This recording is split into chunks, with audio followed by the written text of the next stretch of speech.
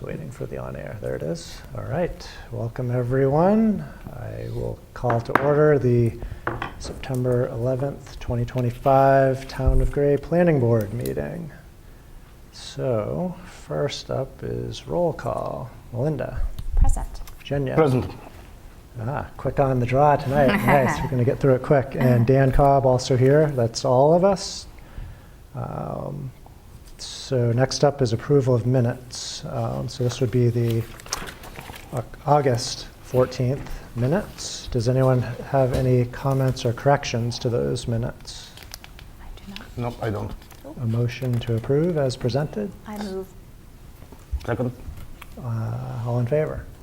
Guess we probably didn't need discussion on that, but if you wanted to have some, you could have. Okay. Next up is information exchange. Does anybody have any information they wish to share?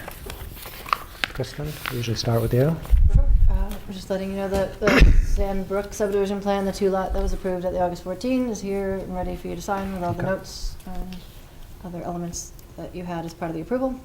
I do have some butter input for you on one of the applications tonight from someone who came in person, and the engineering report is in for the Miller Refrigeration application. It should be at your station. It was also emailed, but it's a hard copy. Perfect. And I don't have any information. Melinda? Not really, except to have one little comment. Okay. Well, that's so some I was information. looking on the open spaces available for the citizens on the town website, trails and open spaces, Okay. and I really like it the way it's presented. Oh, So nice. they do a good job. Good. I hadn't seen that.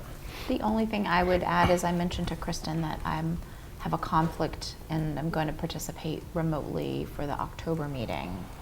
Okay. So, October That's it. 2026? or 2025, next month. Yeah. That's next on our agenda. That's- oh, It's like, okay. wow, you planned far ahead. No, I do not have a conflict. Okay, that I well, know we of. will remember I'm no that. promises. I But don't.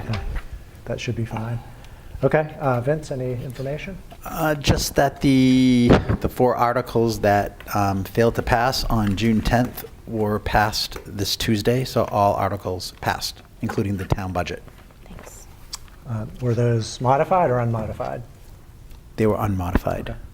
Nice. All right, keep moving on then. So new business. First up is the 2026 Planning Board schedule. So we have the schedule in front of us. It should be all second Thursdays of the month unless there's any holiday, well, there wouldn't be holidays, but any adjustments? Sometimes there's one once in a while. There's No, I something. think the only adjustments were to the deadlines. Okay. And Pretty sure they're all seconds. so I guess I'll ask you, are you good with all those deadlines? Because they used to be very short and it wasn't giving the planner enough time. So Right. Yeah, we is had this backed them what up we to- moved it to? Is it all good for you? I believe that's reflective of it. Yeah, it's about a Okay. month prior. In some cases with holidays, it's a little less. But yeah, it's been working very well, actually, to Okay. get engineering input and have time for fire department and public Great. works and myself and so on. Yeah. Yes. Okay. Any comments on the schedule? Nope. I don't have any either, so I guess we need to approve it. Is there a motion to approve the schedule as presented? I move approval of the schedule as presented. I'll second it. Any discussion? Nope. All in favor? All right, it is so.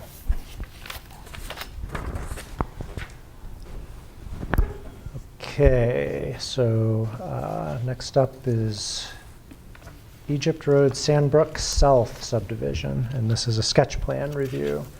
It's a request by Habitat for Humanity of Greater Portland, represented by Northeast Civil Solutions for Planning Board sketch plan review of a proposal to create a 9-lot major subdivision on the 23 plus or minus acre Rory Maloney property abutting the town of Raymond line on Egypt Road at tax map 11, lot 308-261-007 in the Lake Zoning District and Shoreland Zoning Stream Protection Zoning District. This proposal is subject to major subdivision review and shoreland zoning standards.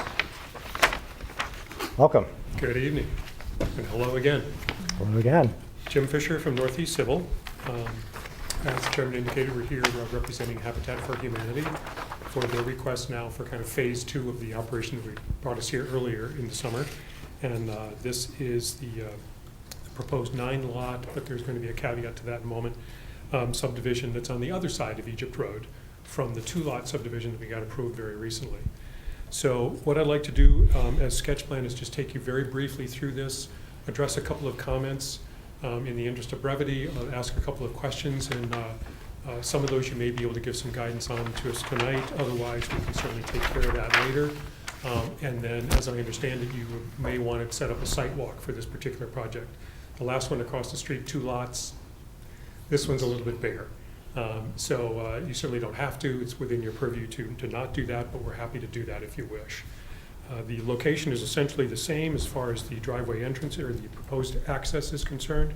What we're looking at, if you take a look at your plans, is a proposed road that is going to parallel essentially after it comes off across from one of the driveways of the 2-lot subdivisions or subdivision that we got approved last time. And this proposed road is actually going to parallel Egypt Road, as you can see. And the lots that we're proposing are to the south of that, all on one side of the road. What I did want to mention is staff comments came back, and NCS had applied the standards to the back lots. Back lots are allowed in this area, but we applied the standards outside of the shoreline zone as opposed to inside of the shoreline zone. So the comments that you see where it says comments per town staff, this is on your second page, where it's regarding number 1, where it talks about the back lots and the shoreline zoning. We're proposing actually now to take the lots 9 and 8 and 9 that extend, again, sort of parallel to Egypt Road, that are pushing back towards Sucker Brook on the easterly side or on the right-hand side of your plan. And we're going to actually cut that in half from north to south to eliminate any potential development within the shoreline zone. So that first comment, very valuable though it is from staff, will no longer be applicable because we're going to be taking those 2 lots out of that shoreline zone area. And obviously with the fully engineered plans that we come back to you and we send it to you for preliminary will reflect those changes. I just wanted to bring that up at this point. Staff had a very good comment toward that end, and we wanted to address it by just, instead of talking around it, just saying we'll get rid of one of those lots. Everything else appears to work. We'll obviously play with this from an engineering standpoint, but I would like to go through a couple of the other comments because you've got them ahead of you or before you, where it talks about Can I just the make residential. one request? If you do go through the comments, can you just go in order Sure. of what's in the memo so we don't skip around and miss anything? Absolutely. Thanks.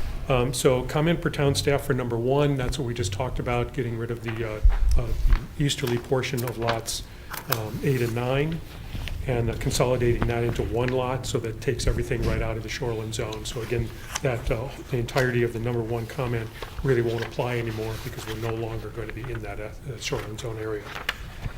Number 2 under staff comments talks about residential open space subdivision requirements. Everything is pretty copacetic as far as the comments are concerned.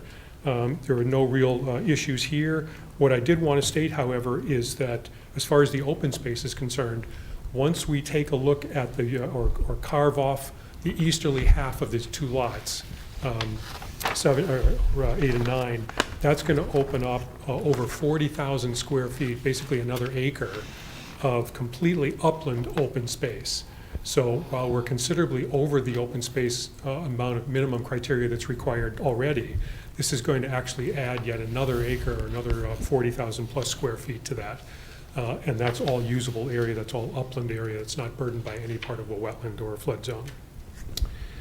Moving down to the road placement under the staff comments. We placed the road specifically right across from one of the driveways that we had last time. As Kristen mentioned in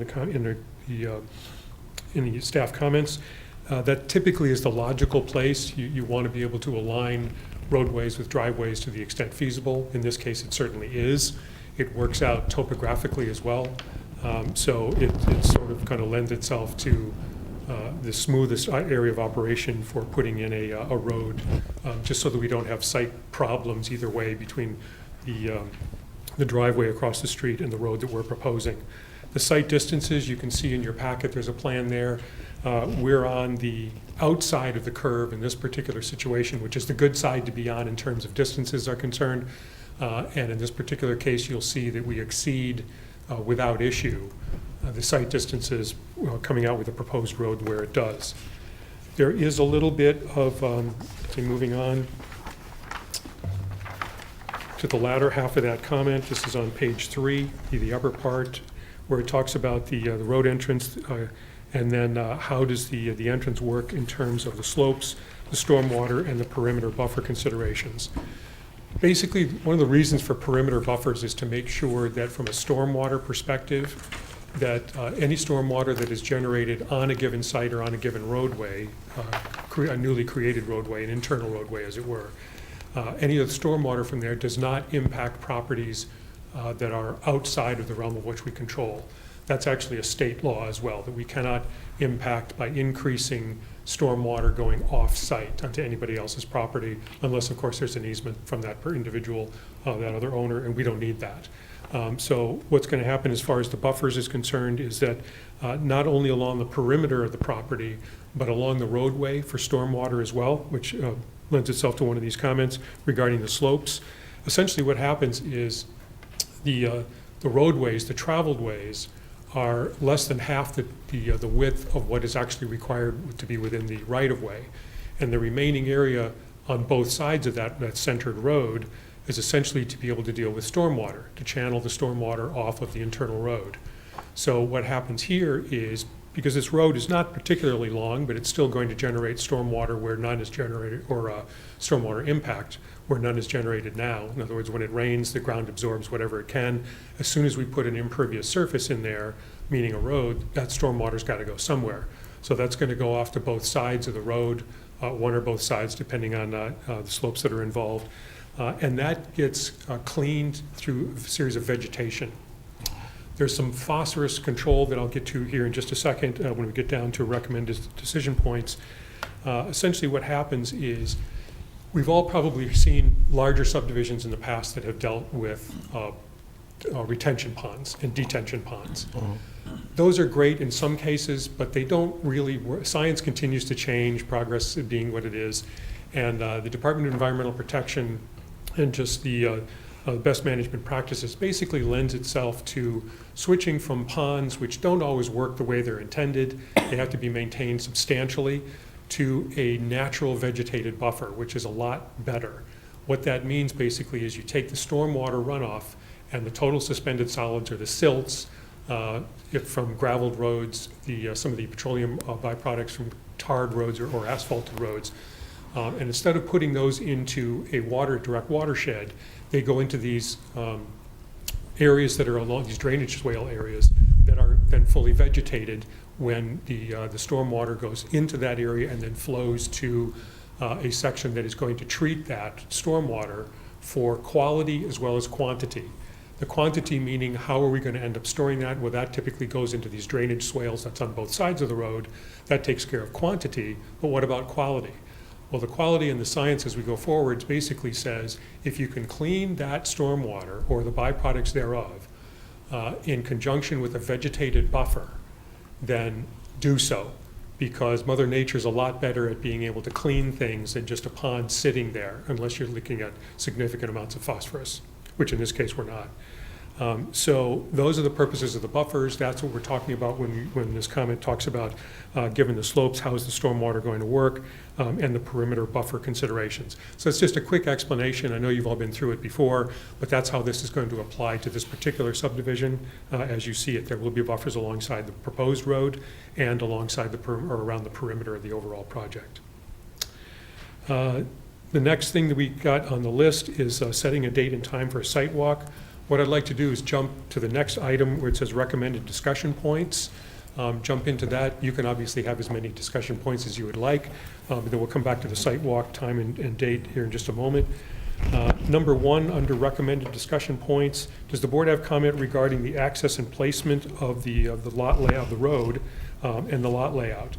The road, as I've explained it, is going to be immediately opposite the existing driveway, and site distances work without any issues in this particular case. As far as the as far as the lot layout, the lots will meet the minimum criteria for, or exceed the minimum criteria for road width and size. In fact, there's a lot more property in here that can be developed pursuant to the calculations that you see in the upper left-hand corner, but we've chosen not to do so. One of the benefits of working with Habitat for Humanity is, as opposed to commercial development, they are looking more for, rather than making profits at anything, in other words, maximize everything you can, they're more looking toward, let's do the housing that we do as a specialty to be able to give some affordable housing to the people that need it most. And toward that end, they're not necessarily looking to max out. They want to be able to fit into not only the town, but the actual areas within which we're working. And in this particular case, working with Habitat is great so that we don't have to take maximum advantage of all of the upland area, and they're very satisfied with what they've got. That will become more apparent when we submit the preliminary plans to you and you see the fully engineered drawings of what we're proposing. The open space location and acceptability, I would propose that it is acceptable. We've got a lot of use in here, and again, we're going to be adding an acre, more than 40,000 square feet of completely unencumbered upland to that use that's going to be in the shoreline zone, but not literally attached to the stream, that's Sucker Brook, but it's going to be that upland area that you can see that's going to be on the easterly side of what we now show to be lots 8 and 9. So that's a good thing. I mean, it's nice to be able to say, instead of taking more land for development, we're actually giving it back for additional spaces. And then the input studies. Does the board have any input on the studies that will be required for this project? For instance, that which you find in 40173 and 40174. Basically what those talk about, and feel free if you haven't done so already to take a look, they're talking about, 40173 talks about topography. Well, the topography is already on here, and we typically show that as hopefully what most engineers would. So you can get an idea about where the directional flows are going to go. The ENS, or the Erosion and Sedimentation Control Plans, you'll have an ENS plan attached to the packets that we submit to you in conjunction with preliminary. And the erosion and sedimentation and control is basically how are we going to deal with those two things in conjunction with construction of the proposed roadway. So you will have a plan toward that effect. Stormwater, that's what basically civil engineering is all about, is stormwater. How do we manage stormwater that when it rains, the rain's got to go somewhere. Typically it goes into the ground. When it can't go into the ground directly, this is where we talk about what we just did with the channels that are alongside of and the swales that are alongside of the roadways. So we deal with stormwater management to make sure that it is maximally effective on site, because we don't want to have anything run off site from a quantity or a quality standpoint that doesn't already go there. And then finally, phosphorus control is part of that. I'm really not sure that phosphorus control is required in a situation like this. I'll leave that up to you guys. Basically what phosphorus control is, that's an element that occurs in the organic matter layer, the topsoil basically. It's fertilizer, and it can get disturbed if you end up, or when you end up excavating, that earth goes somewhere. Well, while they're excavating, the earth will get piled up and there's somewhere before it gets carted away or used for cuts and fills. And there are erosion and sedimentation control methods or measures that are put around those piles so that that phosphorus or that organic material does not actually, or the sediments from it do not actually leach into the area beyond where the construction is taking place and ultimately get into more pristine wetlands or stream sources, lakes, ponds, rivers, the ocean, et cetera. So as far as that's concerned, that's already going to be taken care of in the erosion sedimentation control plans. And if we were doing, a Walmart parking lot where we're putting, 10 acres of pavement in an area that was heretofore woodland, there'd be a lot more to it than this, but we're not doing that because the stormwater is going to be captured and controlled alongside of this fairly short road. And then some of the areas in 40174, that talks about the high-intensity soil survey. Those are, I'm not sure if that's a waiverable, well, it is a waiverable. I'm not sure if we asked for a waiver, but we just, we would ask that that not be applicable in this particular case. Basically, high-intensity soils means is if you've got, in a septic situation, a lot of lots, arbitrarily, I'll say 20, 30, 40 lots that are really small on top of each other, and the septic systems, the leaching from the septic systems tends to concentrate Each septic system is X number of feet apart, but when the flow goes subgrade and these nitrates from the septic system's byproducts end up flowing underground and they mix, and you get 3 or 4 septic systems, for instance, that are going to hit each other underground, suddenly each septic system is fine on its own, but you could get 100 feet down gradient and suddenly have a 2 or 3 times concentration of that and those nitrates. There's nothing wrong with that. Nitrates are a natural product. However, if they get too strong before they hit the boundary of the property, now you're sending something to somebody else's property that can't really go there. In this particular case, we're only looking at 7 to 8 lots, and they're pretty large. So a septic system isn't going to generate that many nitrates that are going to cross here in any direction. And we'll show that where those pits are relative to where the topography is. So the median intensity soils and the phosphorus control is, or the medium intensity is, what we will show is typically enough to be able to show that these phosphorus plumes are not going to go anywhere near even their own property lines, let alone the overall property of the actual overall parcel. So toward that end, a high-intensity soils test is usually not necessary. Will address that more specifically in the preliminary when we submit it to you. Hydrogeological assessment, that's the same thing we just talked about, where the direction of the plumes go. And then finally, under that 40174, are traffic site distances, which we've already done. So you can certainly ask or comment on, or any other conditions that you wish, but that's typically what's stated in these particular areas, and we've either already addressed them, or we will in conjunction with the next packet. Other than that, if you have any questions or comments, I'd be happy to address them. And then if you'd like to be able to entertain a site walk, we'd be happy to address that as well. So you're going to leave some work for us to do here. Try to make it as easy as possible. Thank you. I do have a few questions, but anyone from the board have questions? I'm curious to hear yours first. Okay, sure. Zhenya, do you have any? I'll wait. Okay, all right. I was hoping you were going to go first. They're somewhat random.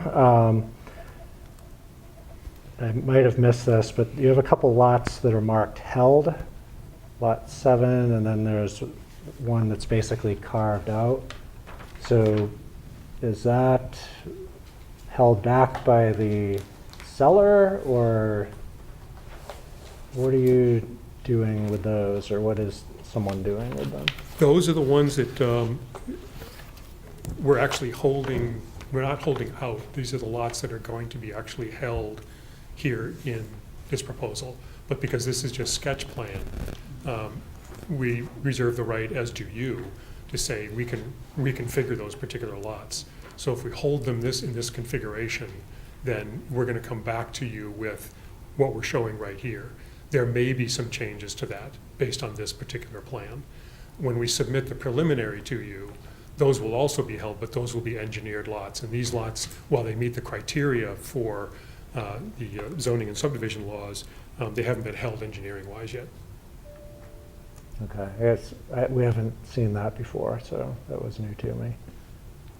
No, I'm not clear on what that means. Yeah, Because like number 7 doesn't, I don't think it does meet the ordinance requirements. Because there's no setback shown right now from the access easement, for one thing. And I don't know if it keeps the buildable lot area with it. Like it's all sketch plan, but what does held imply? Held in place Okay. basically means this is what we're proposing at the moment with these, but you have the chance, as do we, to change this configuration, albeit slightly, before we come back to you. So in holding these lots right now, you can say, well, how about if you move one over one direction or another one, and then what we'll do is we'll change that on those preliminarily engineered plans. It's probably you more could change confusing any than it's lot, worth. though. To us, it makes sense. Say it again? Sorry, I didn't mean to interrupt. But you could change any lot, as could we ask you to change any lot? I guess I'm not following because I've never seen it before. And that's probably why you can just kind of discount it and just say, don't even worry about it. Okay. We look at that from the perspective of when we submit this to you, because we've all got chances to be able to submit anything from it or change anything from a sketch plan. These are what we're proposing to hold right now, but they could be, configurations could be changed. They meet the criteria. They don't necessarily, it's not necessarily the final placement, size, frontage, et cetera. If, when we get in there pursuant to your comments, any comments you have this evening, before we engineer everything completely, that could actually change. But So you're you can implying that basically the other eliminate ones are. that reference. That doesn't really mean anything. Okay. So well, I guess I was more interested in the one that's not a lot. What is that intended to be? Do you own it, or was No, it not conveyed? You mean the one that's, that doesn't have any of the nomenclature on it? Correct. Yep. That's an out sale. That's somebody else's property. Is it already built, or is This it? piece, yes. I think there is a Yes, it house is. out there, yeah. Okay, so there's no intent of like accessing it with the hammerhead or anything? It's That's an Totally independent separate, lot okay. that's grandfathered. okay. All right.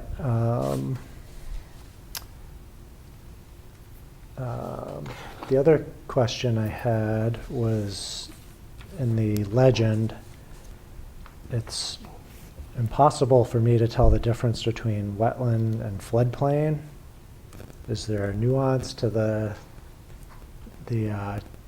legend that I'm missing, or is that in color? So It's in color. Okay. Sorry. That might be interesting to have at least one color sheet available, or when Oh, you come- absolutely. either that, or when you come back, have it able to share. Yep. I guess I was just curious, when we look at the open space, you know, Sure. I how can much tell you- of that is wetland and how much is floodplain, and where is it? Sure. It's actually relatively simple, and we'll show that, we'll make that more clear when we Okay. submit everything. But I can tell you that the floodplain corresponds to the wetland plain along Sucker Brook. That's the only floodplain that's in this area. The other wetland areas that you see with the, unfortunately, just being black and white in this particular case, that's just forested wetlands. Right. Okay, and you don't have to answer this now, unless you know the answer. But if you don't, I wouldn't mind learning from you next time. So there's a note here about the subdivision being eligible for 5% increase in number of lots for each, basically 10% of additional deeded common space above the minimum required. So you have a lot more than you need. Yes. right? And you'll end up with even more than you need, which is a good adder, by the way, because with it being upland, because you have a lot of wetland and floodplain in your open space, which isn't great. But I'm curious what, based on what you're proposing, how many additional lots you're realizing. And if you're not realizing any extra, because I know you said you're not looking to maximize and all that, I'm curious how many you could have realized, if that's an easy thing to do. We talked about that earlier. Do you remember? You can bring it back next time. Okay. I'm curious. Yep. Rather than give you something and we end Yeah, up changing, I'll it's bring it fine, back no next rush. time. But we'll show that Yeah. the math is the math, so we'll show you how it works. Yeah.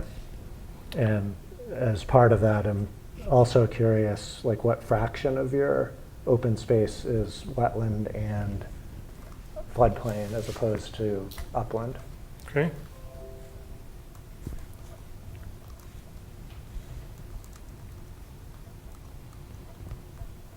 Those are my Okay. questions. Cool.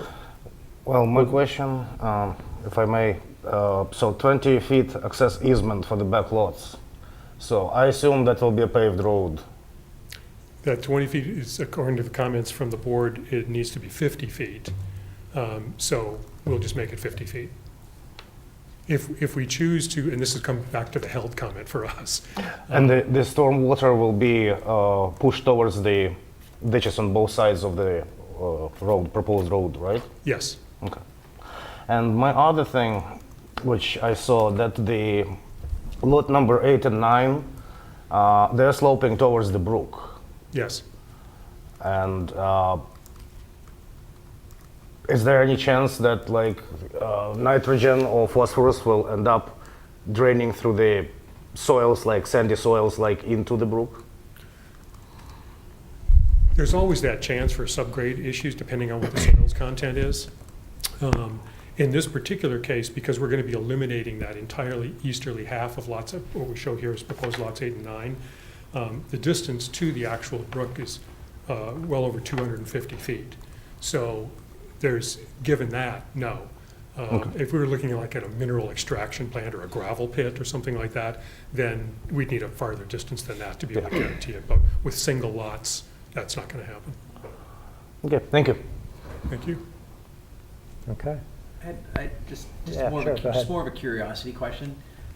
With the drainage on the road, do you do culverts under the driveway? Do they go down to a center location across the road, or they just stay flat? Like, how does that? I'm just curious how that Yep. you envision that. Typically, drainage swales on either side of the road are deeper than the road so that the stormwater flows off from the ground on either side. And then that flows in a topographic area that we will create. I mean, it flows naturally, you're absolutely right. Generally speaking, and very generally speaking, the topography of this area flows to the south and to the east. So we want to take maximum advantage of that, which is very easy to do in this particular case, given the layout that we show. So yes, eventually all that stormwater is going to work its way basically toward Sucker Brook or toward the east, because that's where the drainage swales are along the road. There will be culverts underneath the driveway because there are open swales on both sides. So when the stormwater flows off the road and goes into those swales, it's going to end up flowing easterly. And underneath the individual driveways, the culverts end up shunting that water from the upland area to the outfall. And upon occasion, depending on the volume of the stormwater, in this case it's not that great because the road's not that long, but there will be outfalls, so that turnouts basically. So from the drainage swales, say every 150 feet, 400 feet, whatever it might be when we engineer this, you'll see that that stormwater that's collected in that short distance period is going to end up flowing off into these vegetated buffers. And then the next section down to do the same thing, and the next section down the same thing.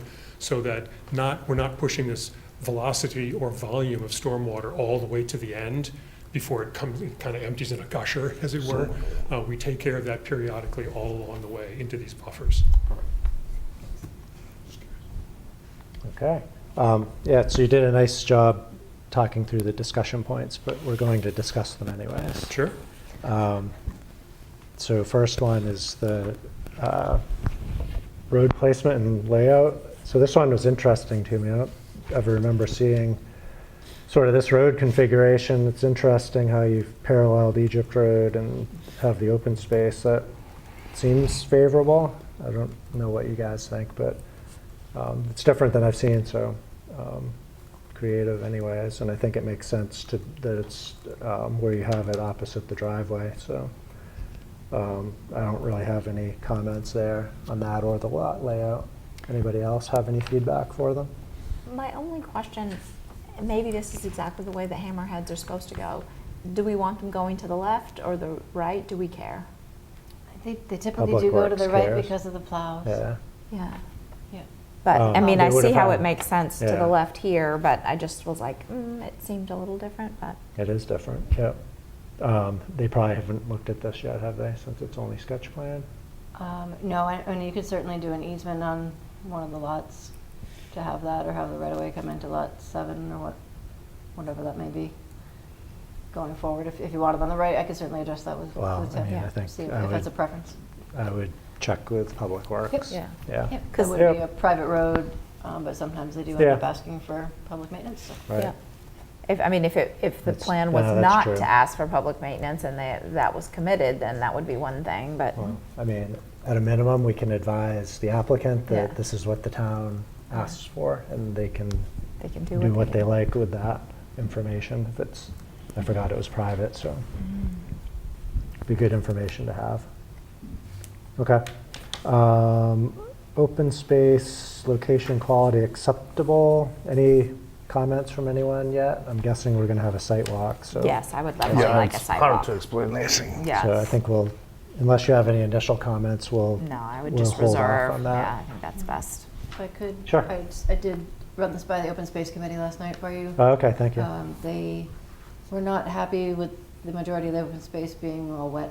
They were looking for better quality usable open space. I think where what they're talking about tonight is kind of reducing on that side where the brook is. There was some discussion from that committee regarding potentially like a trail along Sucker Brook, or maybe dealing with the Westwood Road Association folks and finding a way to tie in with something along that side. and maybe potentially even connect up to the subdivision on the other side of the road where the conservation land is up behind it. They had some interest in that, and potentially on a wider road here, so people could have space to walk. Those were the comments that were shared. And I would just note that the plan doesn't right now delineate the common park open space. I'm assuming that's probably between 5 and 6 because it has some road frontage, but if that's something you want to discuss about quality and location about common park open space, like the usable open space area, this is a residential open space subdivision, so that's part of the requirement. Yep. Well, I mean, I wonder about it where it's marked wetland, but we'll see when we visit. Can you explain what is somewhat poorly drained soils?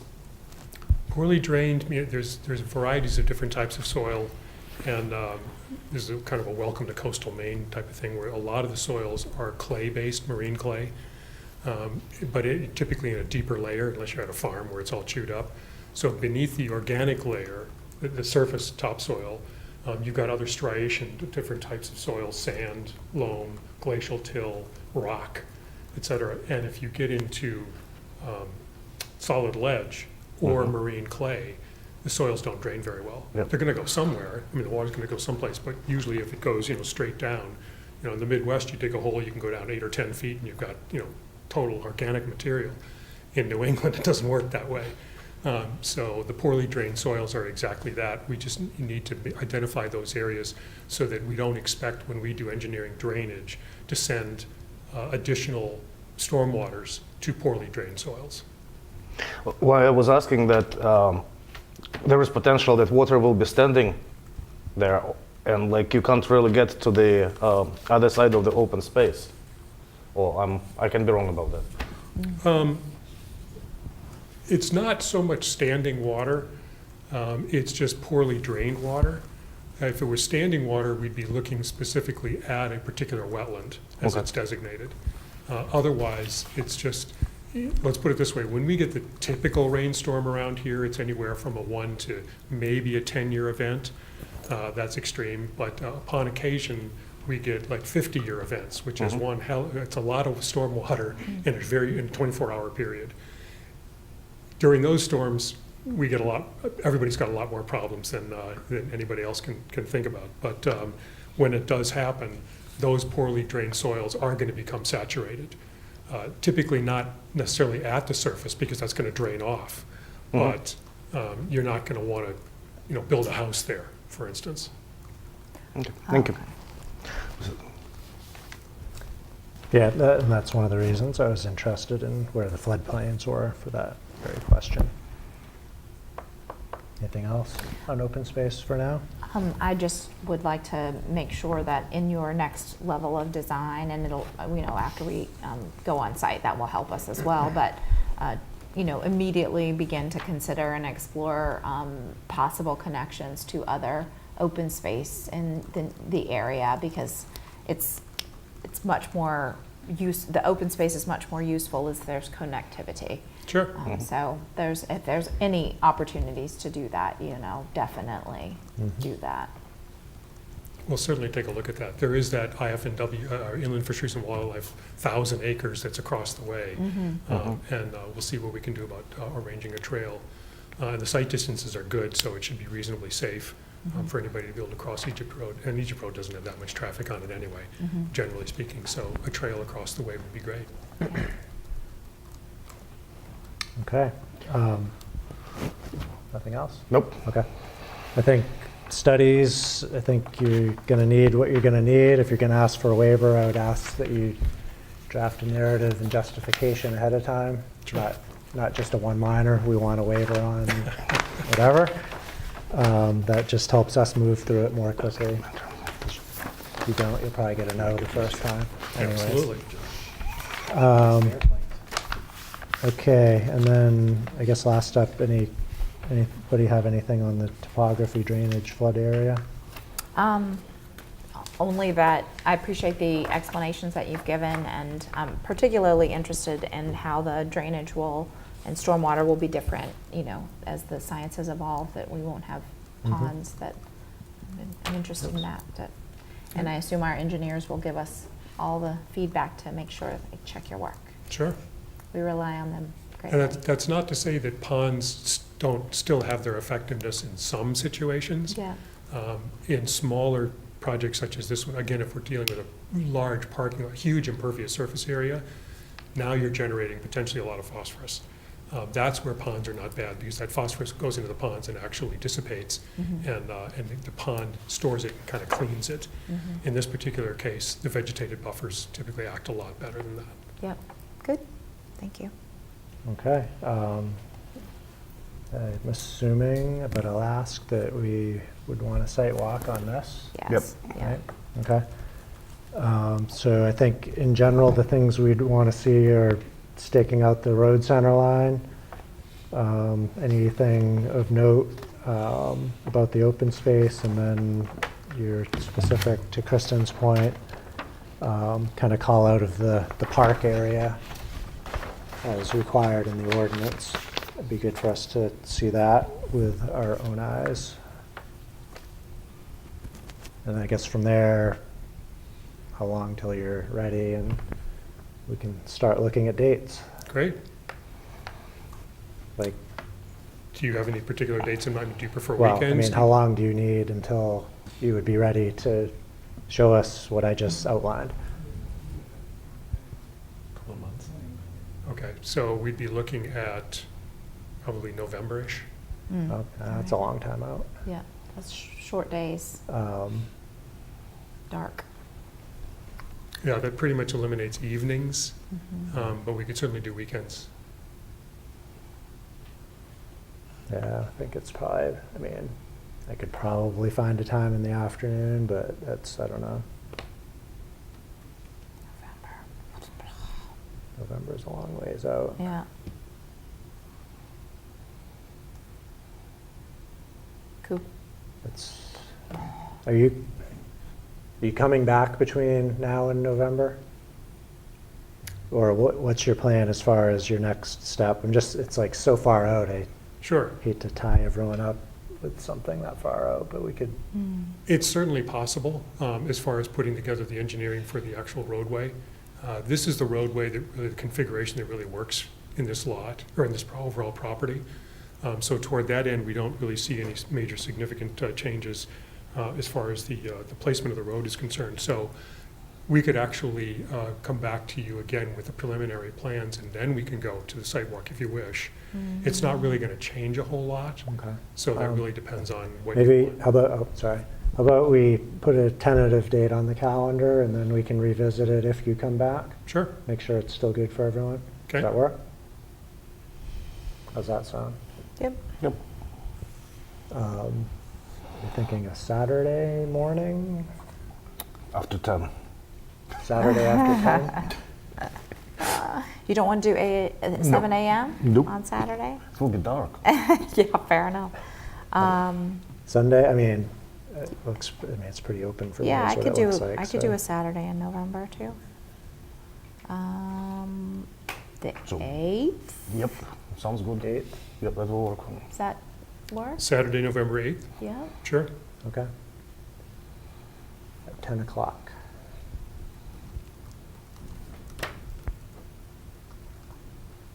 Put it in right now. Keep. Just have a question about preliminary approval. Like, is the board going to be comfortable doing preliminary approval without knowing where you want the open space? I was having just walked it? thinking that, no, I don't think so. I don't think we Yeah. would, yeah, we need a sidewalk first before even, Right. yeah, so. What we can do is, as far as the staking of the center line, we can get back through Kristen as soon as we've got that done or even scheduled, so that you can schedule a sidewalk closer to that date. It's not particularly difficult to do, it's just working it into the schedule to get one of the survey crews up there to be able to knock that out. So we may be able to do that a little bit sooner than later. I think the reason we like to put this on the calendar is because it serves as public notice. Mhm. So if we can do it sooner, or you think you can do it sooner, then we should book it sooner now, today. We can give you those dates probably early next week. I just can't give it to you now because I'd have to take a look at our survey schedule. Okay.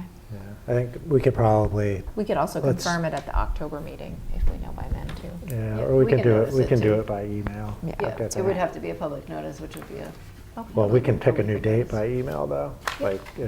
if they say they're ready and can do it sooner, we can, yes, yeah. Okay. we I'm can. just saying, it's not like it's not doable if you don't do it in a public meeting. Yeah. It's Yeah. just more expensive. Well, yeah, I think we can make sure we, yeah. Okay. But we should keep it for this for now, so, okay. All right, I just want to make sure I still got it here. So November 8th, 10 a.m. Okay.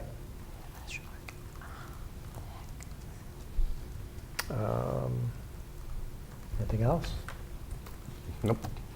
It's not a public hearing, and I don't see anyone, but I'll offer if anyone has any comments, feel free. It's always better to get them sooner rather than later. No takers, all right. Great. So we'll see you on the 8th, or maybe sooner. Thank Here's you. hoping. Great. Thank you very much for your time. All right.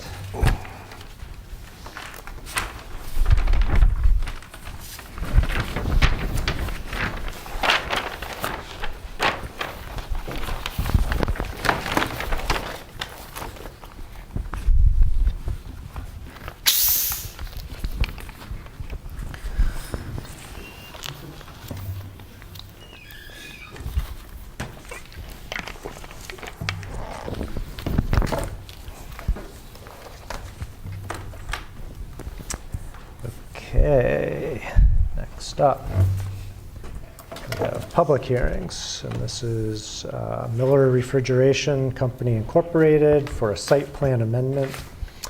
This is a request by Miller Refrigeration Company, Inc., represented by Goral Palmer Engineers for Planning Board Site Plan Amendment Review for a proposal to expand the light manufacturing use on their 4.03 plus or minus acre parcel at 93 Lewiston Road at tax map 28, lot 25-25-02 in the commercial and light manufacturing overlay zoning districts. This proposal is subject to major site plan amendment review, conditional use review, and LMOD standards, which is, again, light manufacturing overlay district. Welcome back. Yes, thank you. My name is Caleb Brassa from Goral Palmer. We are here back before you to give you a bit of an update since we were last here in July on the project here at 93 Lewiston Road, as you recall, looking for a little bit over 3,000 square feet of a building addition, a 4,800 square foot accessory building for storage use, and then a little bit of expansion of the parking area there as well. Some of the key items, I can certainly go back through a lot of the site plan elements as need be. At our first sketch plan meeting, you'll recall we had submitted the full site plan standards, conditional use standards, good neighbor standards, and the LMOD standards, which I think we went through, and we appreciated the board, taking us up on that at the sketch plan phase. So we can certainly touch on any of those if need be. I want to just kind of briefly go through. I have more or less the same plans before you, so we can flip through those for discussion. But wanted to just kind of touch on briefly the elements that we have updated for you for this final site plan application, and then more or less turn it over to discussion for you all. So really the major items ended up being here, and I'll switch over to just kind of our second sheet for the majority of the discussion. So more or less no changes on the site plan here. The building addition itself has been slightly reduced.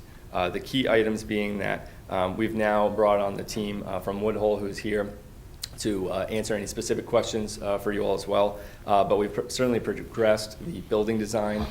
In our packets, we had the color building elevations and some floor plans as well for you all to consider.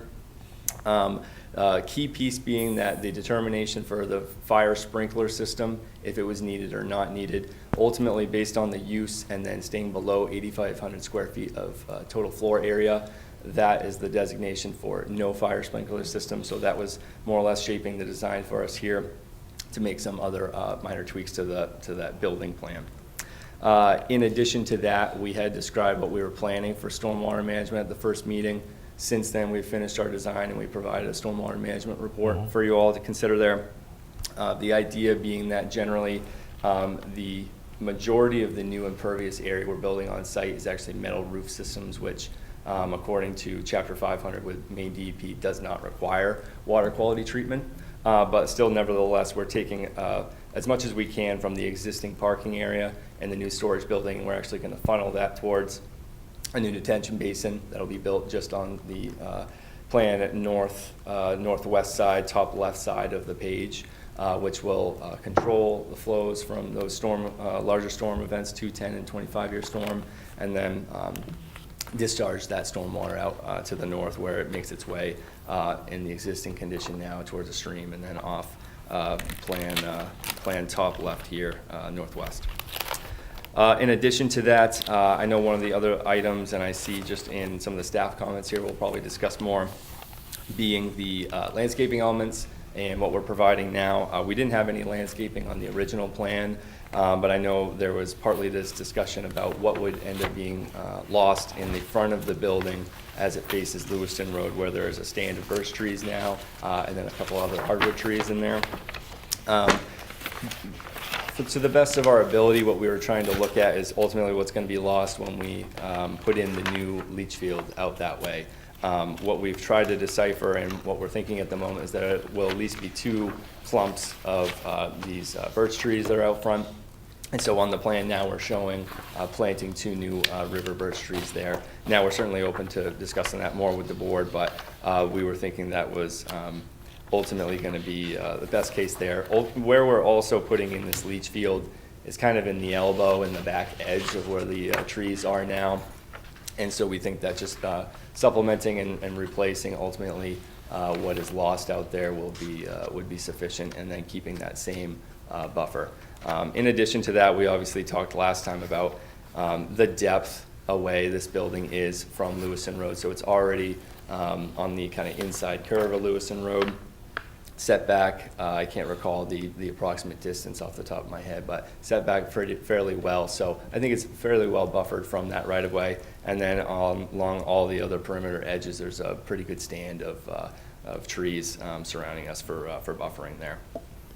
And then in addition to that, the final item I was going to touch on was Kristen was able to follow up with the fire chief and the public works director just to gauge their interest and discussion on the driveway width. That's at 19 feet now, and wasn't meeting the 24-foot wide standard. They had expressed that they were okay with the driveway width as is, and so we've now included in our final application a waiver to keep the existing driveway at 19 feet. With that, I know there was a handful of other items. I'll try to kind of flip through quickly. We had just gotten in the engineering peer review letter here as well.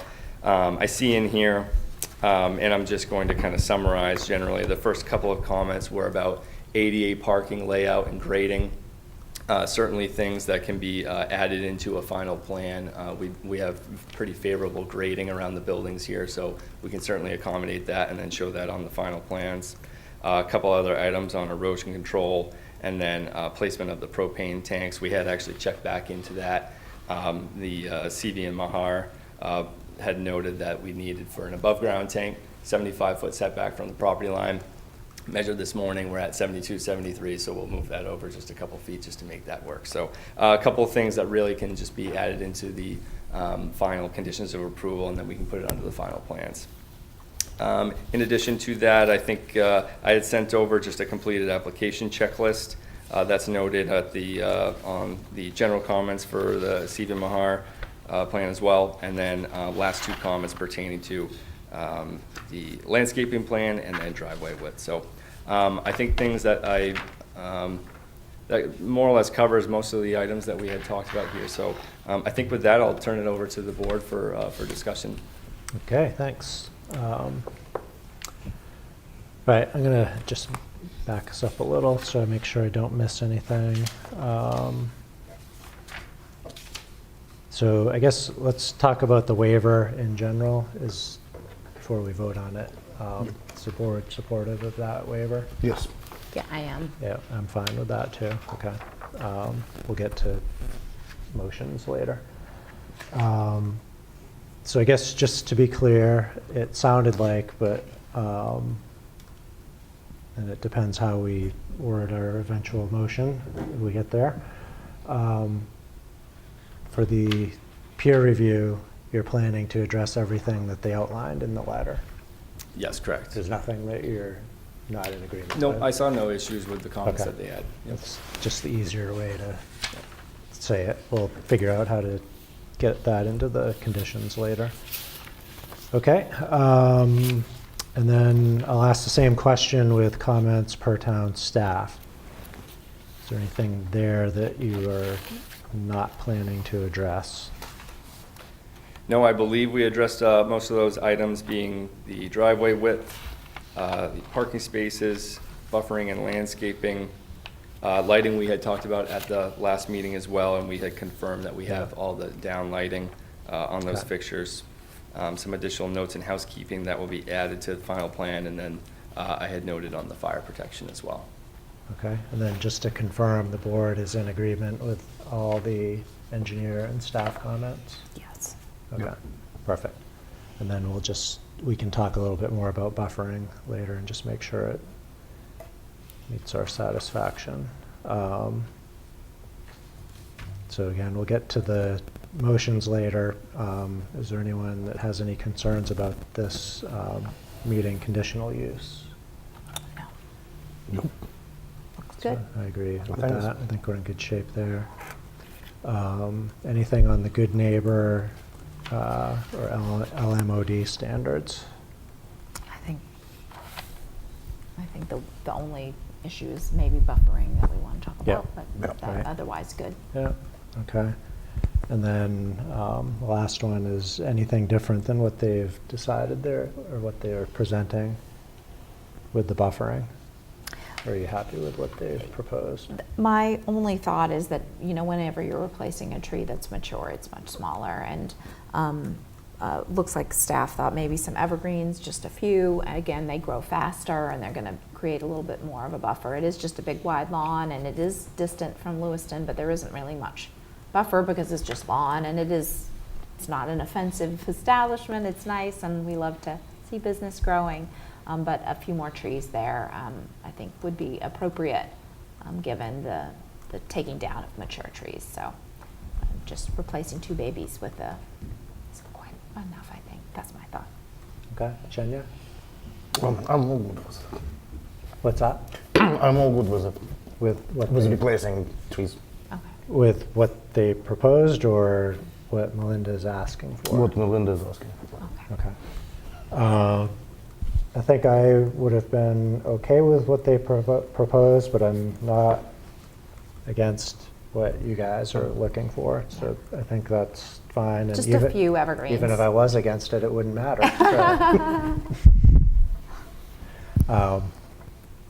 So yeah, so it looks like we have to be more specific, though, because we're going to get, There is draft. There is number draft 4 language. Yeah. It inspired me. 3 Okay. evergreen Three. trees to the Oh, stand okay. in front of the existing building, visible from the main road, following completion of the new septic leach field installation. It looked good. If that works for you, it's there to be a Yep. base Yep. for what you want. sorry, where is it? I'm on the wrong, oh, there it is. Yeah, right there. So 3 is your number? 3 sounds good to me. Okay. 3 is a magic number. All right, I wouldn't be opposed to that. Okay. Okay, I think we can start getting to some business. Oh, wait, is this, There is a we public didn't do hearing. the public hearing yet. Sorry about that. We need to do that first. So is there anyone from the public who wishes to speak on this application? See, still nobody's watching. I've been waiting to see if somebody shows up, and they haven't. So looks like there's no public comment. So I do have that one comment from the. Oh, gentleman who right. stopped Yes, in thank today. you.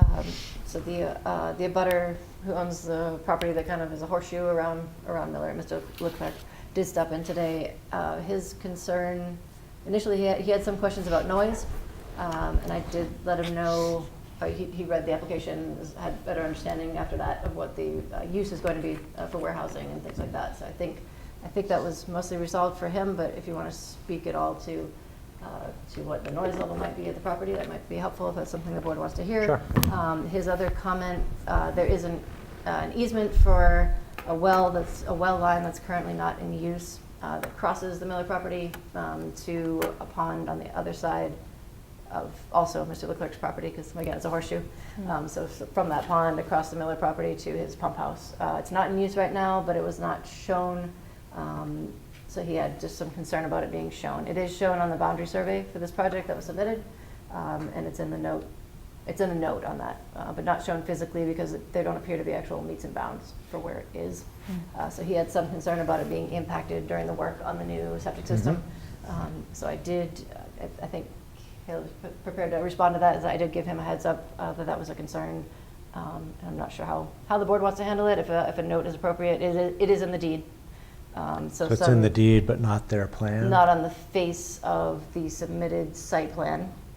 So my thought, as just from a staff perspective, was that some sort of note would be appropriate that states that there is an easement that runs over the property related to that. But I'll let you speak with the applicant on that. That was the question raised by the abutter. That kind of seems like a minimal solution. What would the problem be with showing it on the plan as opposed to a note? I think it's that it's Just not because we don't know described. exactly where it is? Yeah, we don't know exactly where it is. There are no meets and bounds described specifically for it as like a defined right of way, right? So that's why it's not shown. Yes, correct. Yeah, there is no plan for it or any description other than there is a water line.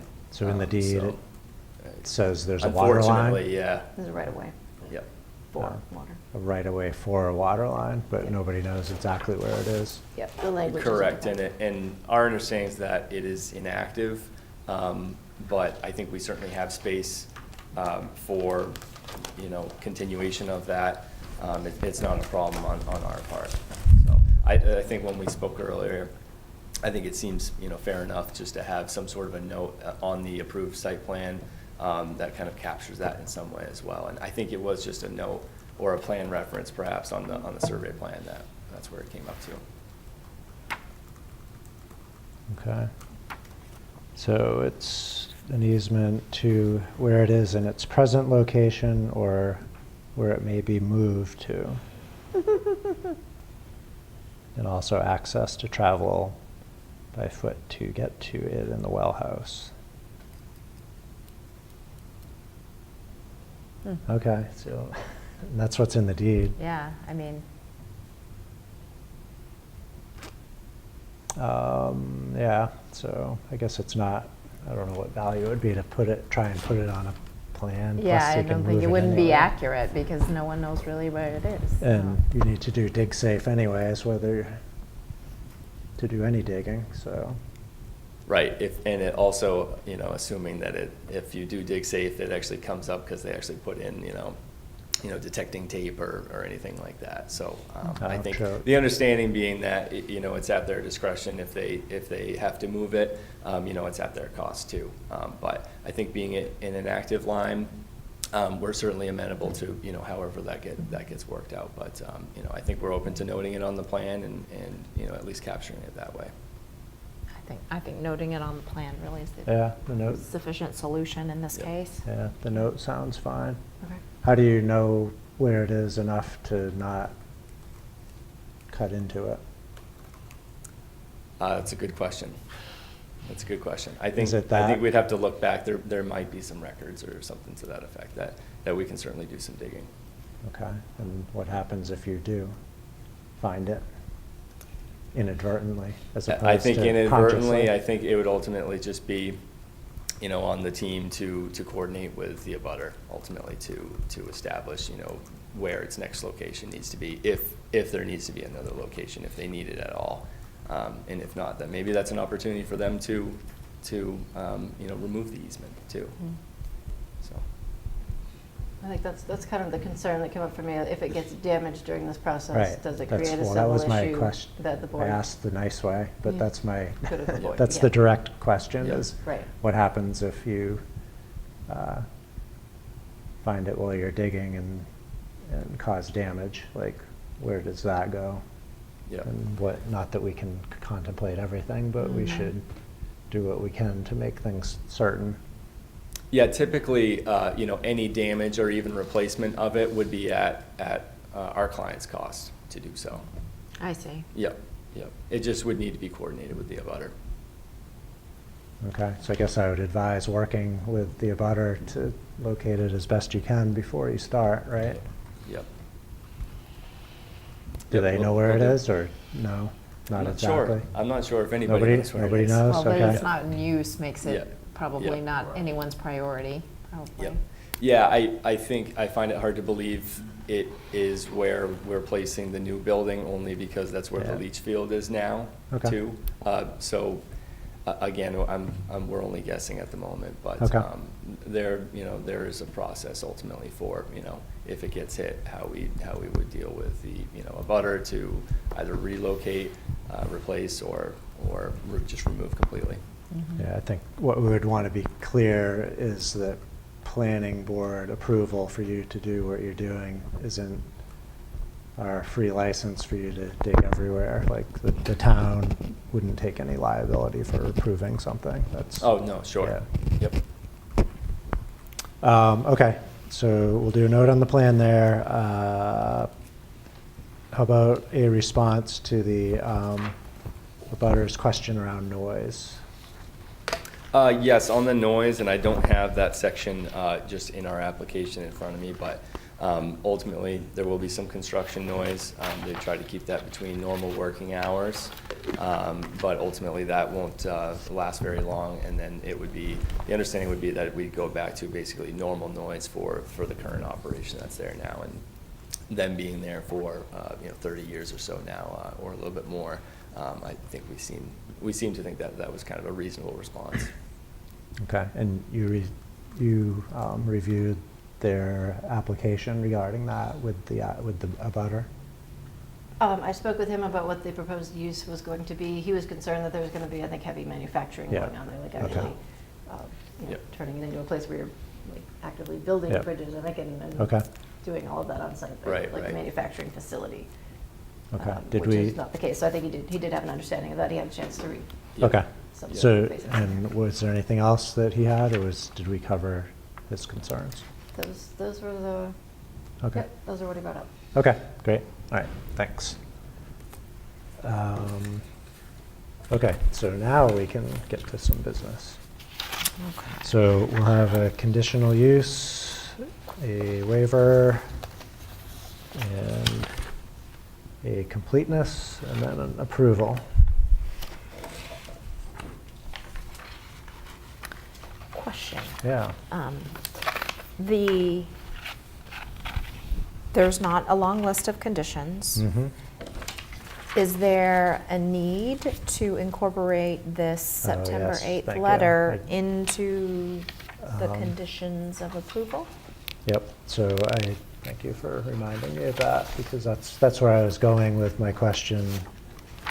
Yep, it kind of works into number 3 typically. Okay. I would maybe suggest adding language to number 3 to explicitly call out the consulting engineer comments. Okay. It's consulting engineer and staff comments, including recognition of the well easement over the property. That would kind I of wrap think- in all 3. Melinda, I think, was referring to the September 8th. Is that Peer needed to review. be, or is that? Right, no, I'm saying, Oh. condition number 3, you could add that in there. Yeah. Okay. Staff comments, engineering review comments, and recognition of the well easement. So Yeah. the final plan shall be amended as necessary, including notations for any waivers, and those 3 things Oh. could fit into that language Yeah. unless you Okay. want to do a totally separate one. Okay, But hold yes, on, they I'm should thinking probably it be through. called out Yeah. explicitly. Take your time.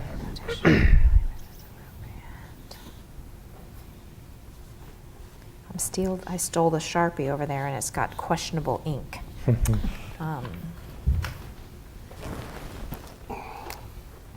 Ooh, thank you. Plus it's stinky.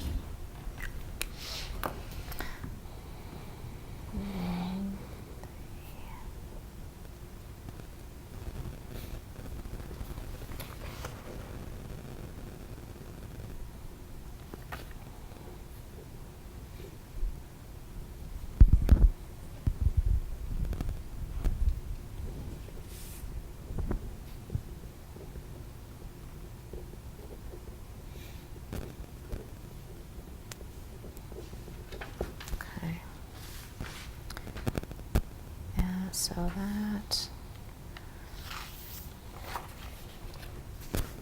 And.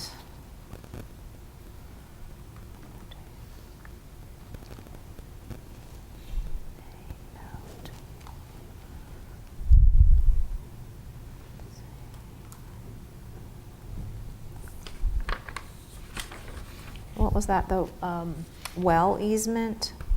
Well access? It is, yeah. Well It's an easement. easement. It's a water line easement. Oh. To be more Okay. specific. Water line easement. As discussed in the meeting. Okay. All right, I'm just going to talk this through first Yeah, before sure. I do the Yeah. motion. Okay. So for the tweaks to the section, the number 3 of the site plan approval conditions, the final plan shall be amended as necessary, including notations for waivers as appropriate, and including the comments and suggestions of the town's engineers set forth in their letter dated September 8th, and including a note referencing the existing of a water line easement as discussed in the meeting, and submitted to the town planner for final review before planning board members sign the plan. So I didn't hear the addressing the staff comments.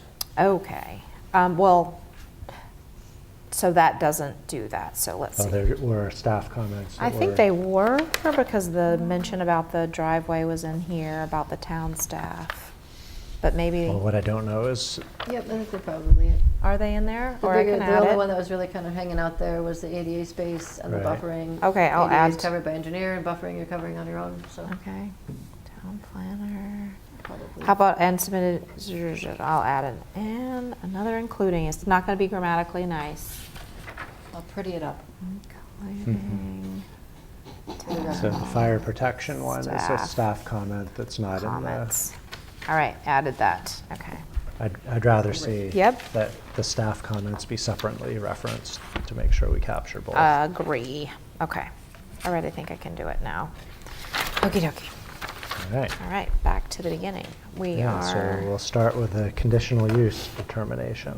I move to find the conditional use application complete and approve the conditional use for the Miller Refrigeration Company, Inc. proposal to expand the light manufacturing use on their 4.03 plus or minus acre parcel at 93 Lewiston Road at tax map 28, lot 25-25-02 in the commercial and light manufacturing overlay zoning districts. This proposal is subject to major site plan amendment review, conditional use review, and LMOD standards. Is there a second? Seconded. Any discussion? Nope. All in favor? That's unanimous. Next. Waivers. I move to approve the following waivers for the Miller Refrigeration Company, Inc.'s proposal to expand the light manufacturing use on their 4.03 plus or minus acre parcel at 93 Lewiston Road at tax map 28, lot 25-25-02 in the commercial and light manufacturing overlay zoning districts. This proposal is subject to major site plan amendment review, conditional use review, and LMOD standards. Waiver number 1, the 4.402.10.B3.3 requirement for the two-way operation driveway to be 24 feet wide, 5 feet wider at the curb, and 24 feet maintained 20 feet into the site to allow the current width at the curb and for the length to remain in its current state of approximately 19 feet wide. Is there a second on that? Seconded. Any discussion? All in favor? That's also unanimous. Okay. That should have been waiver singular, not plural. Completeness. I move to find the application of Miller Refrigeration Company, Inc. complete per 401.7.1E. This proposal is to expand the light manufacturing use on their 4.03 plus or minus acre parcel at 93 Lewiston Road, tax map 28, lot 25-25-02 in the commercial and light manufacturing overlay zoning districts. This proposal subject to major site plan amendment review, conditional use review, and LMOD standards. standards. Is there a second on that? Second, All in favor? Any discussion, sorry? no. All in favor? Yes. That's unanimous as well. All right, 4 of 4. Okay. Move to approve the application for Miller Refrigeration Company, Inc. for major site plan amendment for proposal to expand the light manufacturing use on their 4.03 plus or minus acre parcel at 93 Lewiston Road at tax map 28, lot 25-25-02 in the commercial and light manufacturing overlay zoning districts. This proposal subject to major site plan review, conditional use review, LMOD standards, and is subject to the following conditions listed in the board memo. Conditions number 1 and 2 and 3 replaced what is in the board memo with the following.